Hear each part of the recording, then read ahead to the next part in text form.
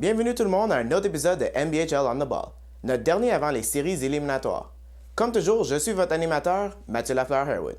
À une semaine des séries, il y a encore beaucoup d'enjeux dans certains matchs. Plus que la saison avance, plus que les rencontres sont importantes, et cette semaine n'est aucune exception. Assez de bavardage, allons tout de suite aux matchs qui ont été joués le 5 avril 2012 au Club West Island. Notre premier match de la soirée voit les Brass Bonanza contre les Dark Horses de la Ligue G. Avec leur victoire de 7-2 contre Those Guys la semaine dernière, les Brass Bonanza se voient une chance de rentrer en série.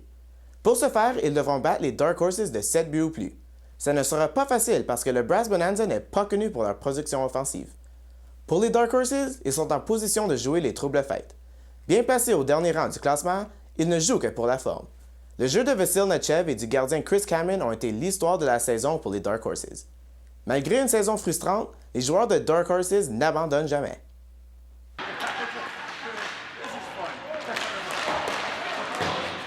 Le Brass Bonanza vont de l'avant dès la mise en jeu initiale. Chris Desforges s'empare de la balle à la ligne bleue adverse et s'amène seul devant Chris Cameron qui lui barre la route. Desforges décoche ensuite un bon tir vers le gardien qui fait l'arrêt initial et frustre Nick Mixner par après. Encore en zone des Dark Horses, Greg Gallardo va se voir offrir une chance dans l'enclave, mais son tir est dévié à la dernière seconde. Quelques jeux plus tard, Desforges envoie Mark Batista sur un échappé. Il est rattrapé par un défenseur et voit son tir facilement arrêté par Cameron. Le Brass Bonanza était partout en première période, décochant tir après tir, et Cameron les retournait chez eux sans but à chaque occasion, incluant un tir de loin de Dave Weiss. Cameron va faire 3 de ses 21 arrêts en première, ici contre Mark Dowell. La première chance des Dark Horses va appartenir à Matthew Nicol, mais un bon plongeon de Mixner va éliminer la menace. Dowell revient à la charge quelques jeux plus tard, se moque d'un défenseur, mais se bute devant Cameron qui fait un arrêt à ses dépens. Vasil Nechev va obtenir la deuxième bonne chance des Dark Horses en prenant le retour de lancer. Le gardien de Brass Bonanza, J.F. O'Bain, a fait face qu'à 4 tirs en première, mais doit s'illustrer contre Nicol tout en deuxième. Batista va ensuite prendre son temps à la ligne bleue avant de battre le défenseur de vitesse, mais Cameron fait encore l'arrêt. Nechev va finalement briser l'égalité en avantage numérique. Dans une descente à 2 contre 1, il décide de tirer et bat Aubin dans le haut du filet à l'aide d'un tir précis. Nicol obtient une passe sur le jeu. Desforges et Batista se retrouvent sur un 2 contre 1 à leur tour, mais pour une xème fois, Cameron va arrêter Batista. Kevin Miraldo va s'assurer de la réplique pour le Brass Bonanza avec 8 minutes à jouer. Il va accepter le passe de son frère Jason et va battre Cameron d'un tir sur réception de la pointe. C'est 1-1. Les deux équipes se verront une autre chance de marquer avant la fin du match. Gallardo, laissé seul devant le filet, manquera la cible, tandis que Nechev va voir son tir bloqué par Aubin. Le match finira 1-1. Avec le match nul, le Brass Bonanza va finir en 9e place dans la Ligue G avec une fiche de 3-9-1 et hors des séries. Ils ont tout fait sur marquer en dirigeant pas moins de 33 lancers vers Cameron. Les Dark Horses se sont bien débrouillés dans ce match, eux qui n'avaient que 6 joueurs durant le match au complet. Leur meilleur marqueur de la saison a été Nechev, qui a récolté 11 points en 9 matchs. Notre deuxième match de la soirée pourrait être un aperçu des finales de la Ligue A entre VIPs et United. Les deux équipes ont beaucoup de fierté et ça sera intéressant de voir comment ils vont se présenter pour ce match. Le gardien des VIPs, James Eade, est invaincu cette saison et espéra poursuivre sur sa lancée, tandis que United aimerait se venger pour leur défaite aux mains des VIPs dans les demi-finales de l'automne dernier. VIPs et United ont beaucoup d'expérience dans la ligue, avec de grands potentiels offensifs et des défensives très hermétiques. Kevin Kuzmarski de VIPs et Sandro Morella et Mike Sikonolfi de United seront ceux qui assureront l'offensive de ce match. Voyons ce que nous réservent ces deux équipes.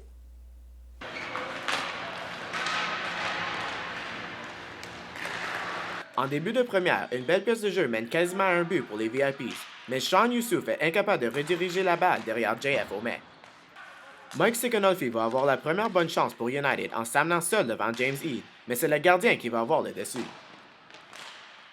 Durant un avantage numérique pour United en première, Tim Beck va se faire donner pas un, ni deux, pas encore, ni trois, et non, bien 4 occasions de marquer. Mais soit Eade va être là pour faire l'arrêt, ou Beck sera incapable de rediriger la balle vers le filet. En zone de United, Jason Urquhart va se retrouver tout à fait seul devant O'Bain, mais le serveur va effectuer l'arrêt de près. À l'autre bout, c'est Jeff Crystal qui va se trouver dans l'enclave, mais va voir son tir arrêté par Eade. En deuxième, c'est Chris Siconolfi qui va avoir une bonne chance de près, mais encore une fois, c'est le gardien de VIPs qui a le dessus. Mike DiMeglio nous montre ensuite ses talents de soccer, lui qui n'avait plus le bâton. Ça donne une chance de marquer, mais Homer effectue l'arrêt. United va finalement briser la glace en supériorité numérique. Le tir de Mike Siconolfi va frapper le poteau, mais le retour ira directement sur le bâton de Ryan Dussault, qui ne manquera pas sa chance. Sandro Morello aura l'autre passe sur le but. United vont doubler leur avance 2 minutes plus tard. JF Pilon et Chris Siconolfi vont réunir leurs efforts pour soutirer la balle à la défensive, et Pilon va reprendre son retour de lancer pour battre Heed. C'est maintenant 2-0.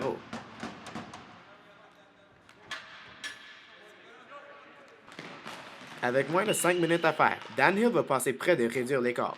Il se faufile en zone de United, mais encore une fois, Homer va faire l'arrêt. Finalement, avec le gardien retiré, Chris Siconolfi va clouer l'issue du match en marquant dans un filet désert. United va remporter ce match 3-0.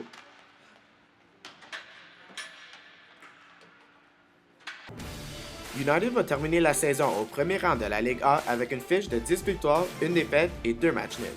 Ils affronteront les Trailer Park Boys en demi-finale. United a gagné les 3 affrontements entre les deux équipes par une marque combinée de 18-2. Du côté des VIPs, ils terminent au deuxième rang et vont se mesurer à BC. Les VIPs ont eu le dessus sur BC avec une fiche de 1 victoire et de 2 matchs nuls. Notre troisième match vient de la Ligue E et met Fury contre Papa Joe's. Ceci en est une autre qui a de grosses implications pour les séries. Tandis que Papa Joe's ont longtemps signé leur billet pour les séries, Fury tient leur destin dans leurs mains. S'ils ne réussissent pas à vaincre Papa Joe's ce soir, ils devront espérer une victoire des Robo Balls la semaine prochaine contre les Outlaws pour s'assurer leur place pour les séries. Fury vient de battre les Han Candidates, donc une autre surprise n'est pas impossible. Ce sera au gardien de Fury, Jamie Figura, d'arrêter Mike DiMeglio, le joueur d'élite de Papa Joe's. Si Fury est incapable de le ralentir, ils seront dans un monde de troubles.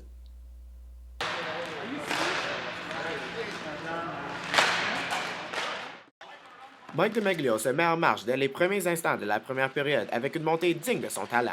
Il s'aventure jusqu'à Figura, qui fait l'arrêt. DiMeglio va se reprendre à la 6e minute de jeu. Les joueurs de Fury vont être incapables de sortir la balle de leur zone, et DiMeglio va s'en emparer dans l'enclave. Figura arrête partiellement le tir, mais la balle va se retrouver derrière lui, malgré tout. En zone des Papa Joe's, Mike Ruffin va faire une belle passe à Jaspal Aluwalia qui se bute à James Eve, qui joue un deuxième match de suite. Ruffin revient à la charge quelques jeux plus tard, mais tout comme son compagnon de trio, il voit James Eve multiplier les arrêts. DiMeglio va marquer son deuxième but de la soirée avec moins de 6 minutes à faire en première. Il va se placer devant le filet pour habilement rediriger le tir de Dan McManahan. Corey DiMeglio aura l'autre passe sur le but. Le numéro 3 des Papa Joe's va compléter son tour du chapeau en début de deuxième quand il accepte la passe de Mark Guerrero et envoie un tir frappé dans le haut du filet. C'est 3-0 Papa Joe's. Fury va ensuite réduire l'écart à 3-1. Ruffin va envoyer le retour de lancer devant le filet et Keith Lake n'a qu'à diriger la balle derrière le gardien des Papa Joe's. Ross Wosell obtient l'autre passe sur le but. DiMeglio obtient ensuite son 4e point de la soirée sur le but de Chris Robillard en milieu de deuxième.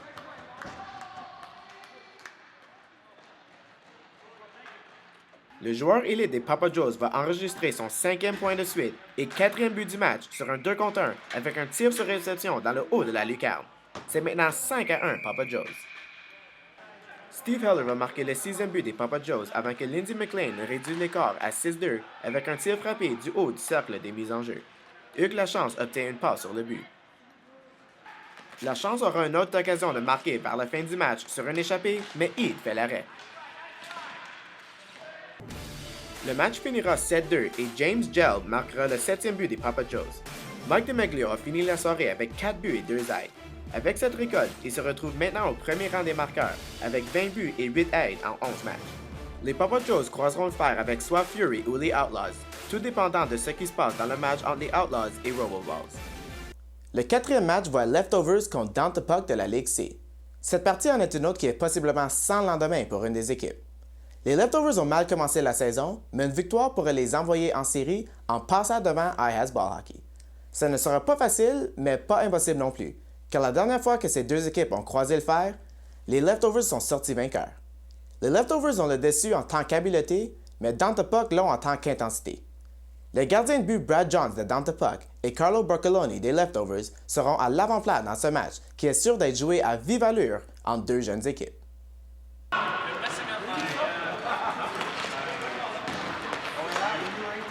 En début de première, Matt Petulli se faufile en zone ennemie avant de passer la balle à Justin Gallo qui voit Carlo Borcoloni lui barrer la route. Quelques instants plus tard, les Leftovers vont ouvrir la map. Brad Jones va être incapable de couvrir la balle et elle va finalement aboutir sur le bâton de Frank Manganiello qui ne manquera pas son tir du revers. Michael Prokhor obtient une passe sur le but. Griffin Burke essaie de répliquer aussitôt. Il monte de bonne main devant son couvreur, mais il ne peut trouver le fond du filet. Carl Armstrong vient à son tour démontrer ses mains habiles, mais lui aussi voit son tir arrêté par Borcoloni. En zone de Down the Puck maintenant, Sean Connolly veut gagner sa bataille dans le coin et s'amène dans l'enclave, mais Jones est là pour l'arrêter. Maintenant en deuxième, Chris Cameron envoie la balle derrière Jeff Steger et s'amène devant Jones, qui fait l'arrêt avec son bouclier. Prokhor va ensuite battre de vitesse le défenseur de Down the Puck, mais Jones va sauver la situation. Down the Puck croit avoir égalé la partie quand le tir de Adam Struma frappe Borcoloni et tombe sur le dessus du filet derrière lui. Sur un jeu subséquent, Borcoloni a de la misère à maîtriser la balle. Les joueurs de Down the Puck frappent à la porte, mais sont incapables de marquer. Les Leftovers descendent à 2 contre 1. Manganiello traîne littéralement un défenseur sur le dos, mais réussit un tir sur Jones. Gabe Kaplansky est là pour mettre le retour dans le filet. Il s'agit de son premier but de la saison. C'est maintenant 2-0 Leftovers. Manganiello va récolter son 3e point du match quand il va repérer Prokhor seul devant le filet. Ce dernier ne manquera pas sa chance pour tuer tout espoir d'une remontée avec un tir dans le haut du filet. Ce but vient certainement dégonfler Down the Puck. Burke aura les 2 dernières vraies chances pour son équipe. À sa première tentative, son tir sera dévié avant de se rendre à Borcoloni. Tandis que son 2e tir suite à une mise en jeu est arrêté par le Cerbère. Les Leftovers gagneront la partie 3-0. Il s'agit du premier blanchissage de la saison pour Borcoloni, qui a fini la soirée en bloquant les 15 tirs de Down the Puck. Frank Manganiello a terminé le match avec 1 but et 2 passes. Avec la victoire, les Leftovers s'assurent d'une place en séries éliminatoires. Si elle commençait aujourd'hui, ils affronteraient Down the Puck en première ronde. Les Leftovers ont eu le dessus durant la saison, en remportant les 2 matchs par le score de 4-2 et 3-0. C'est le moment du jeu de la soirée. Et pour ce, on revient au 2e but de Mike DeMeglio contre Fury.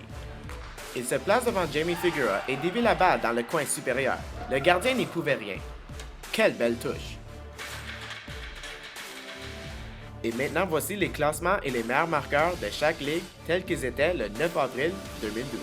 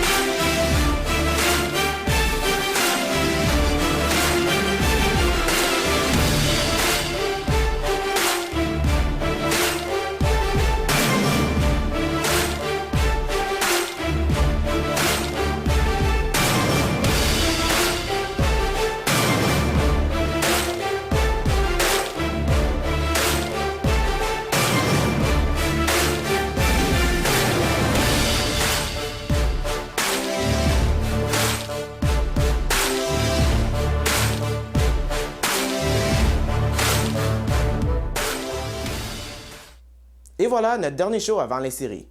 Comme dans n'importe quel sport, les équipes jouent pour avoir la chance de gagner le championnat. Chaque équipe a donné tout ce qu'il avait pour accéder aux séries d'après-saison. Mais pas toutes les équipes peuvent s'y rendre. J'aimerais dire bonne chance aux équipes qui sont en série. N'oubliez pas de nous aimer sur Facebook et de me suivre sur Twitter. Pour NBHL on the Ball, je suis Mathieu Lafleur-Herwood qui vous dit à la prochaine.